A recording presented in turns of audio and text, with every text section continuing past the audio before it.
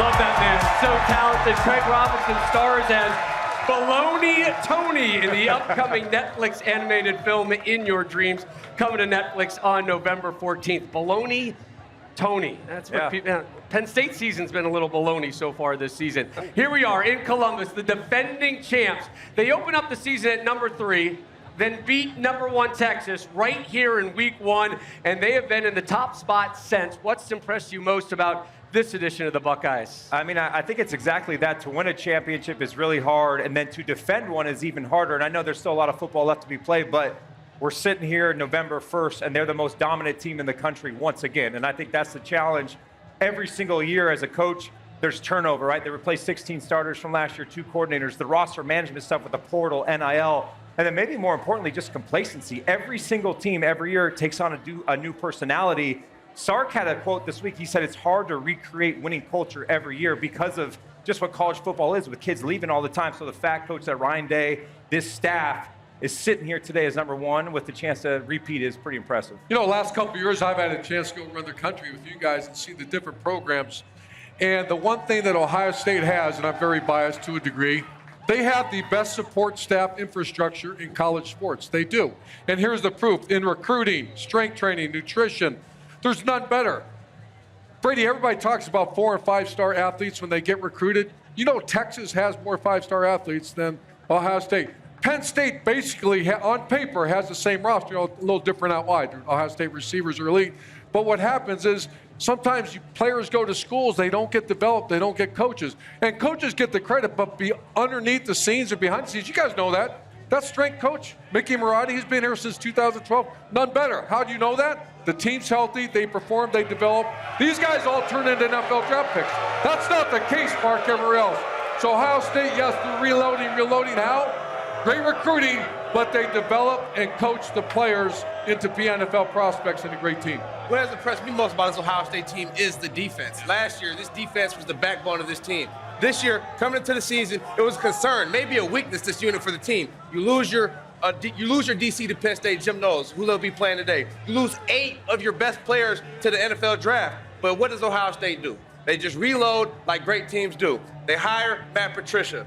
He's done a great job. This defense, number 1 in scoring defense, number 1 in total defense, number 1 in third down defense, number 1 in red zone defense. Then you got newcomers stepping up like Arvell Reed, Sonny Styles, and Caden Curry. This defense is once again the backbone of this team. So shout out to my boy, Matt Patricia. You know, we're going to do the, you know what I mean?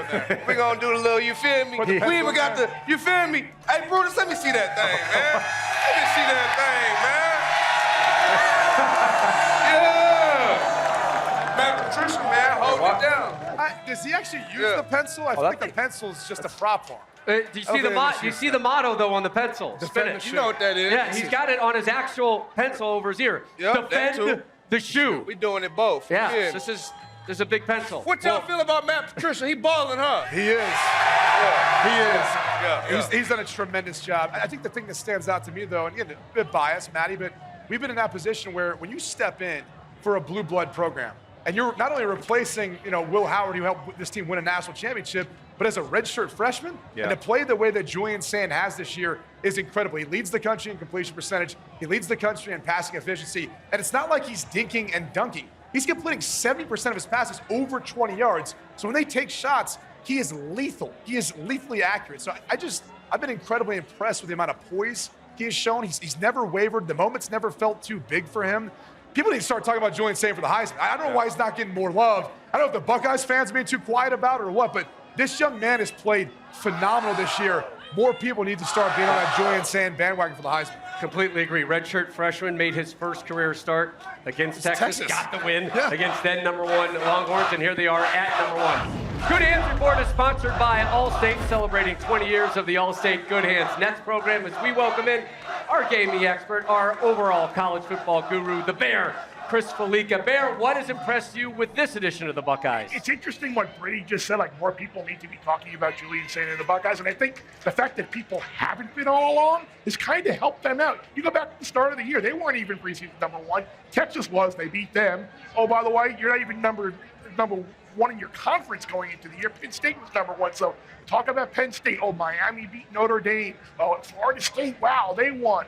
Look at Texas A&M. Now, wow, Oregon won the whiteout game at Penn State. The fact that Ohio State had all these newcomers and these new pieces just kind of allowed them to develop and go along with, for a defending national champion, without a hell of a lot of pressure like you normally would have. So I think the fact that Ohio State, despite being the defending champ, has been on the back burner, all these other stories in college football, has really worked out well for Ryan Day and his team. And they enter this one, Bear, off a bye week. They're kind of disappointed because they had so much momentum heading into this week. Well, for the second time this season, our good friend Dave Portnoy squarely in the middle of enemy territory.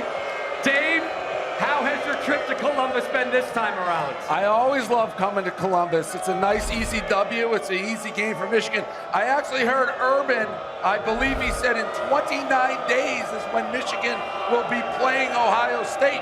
I actually have another number on my sweatshirt, 2,163 days since Ohio State has beat Michigan.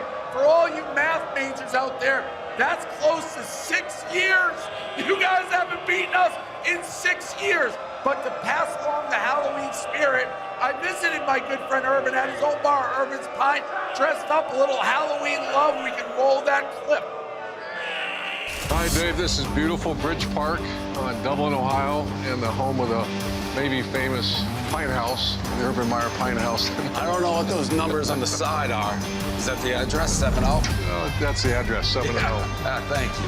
Everybody, put your hands together. Big warm Columbus welcome for Jim Harbaugh, everybody.